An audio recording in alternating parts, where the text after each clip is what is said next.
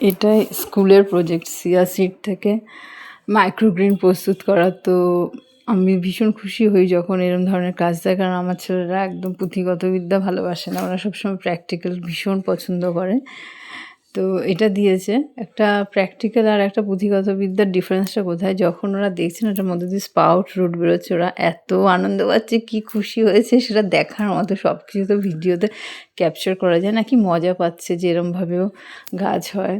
তো আমি ওদেরকে বললাম যে কোনো শস্য দানাই যখন এরমভাবে হয় সেই জিনিসটা খেলে বেশি পুষ্টি হয়, ওটার মধ্যে সবচেয়ে বেশি পরিমাণে প্রোটিন, ওমেগা-3, তারপর বিভিন্ন নিউট্রিয়েন্টগুলো থাকে। তো আবার এইদিকে আমার ছেলেকে, ছোটো ছেলেও এনগেজ করে দিয়েছিলাম এটাতেও, মজা পাচ্ছিল বেশ। আর আমিও একটুখানি স্বস্তি পাচ্ছিলাম, কারণ প্রচণ্ড লাফালাফি করছিলো। দুপুরের পর না আমার প্রচণ্ড চোখ বন্ধ হয়ে আসে ঘুমে, এত মানে ঘুমাতে পারি না ওদের টেনশানে, কিন্তু আমার প্রচণ্ড পরিমাণে ঝিমুনি আসে।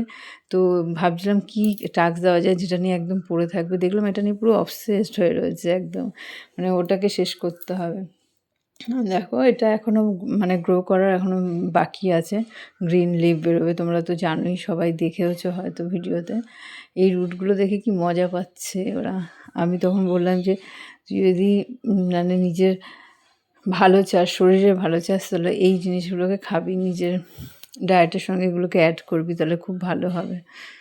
তো আমারও ভীষণ ভালো লাগে এরকম প্র্যাকটিক্যাল জিনিস।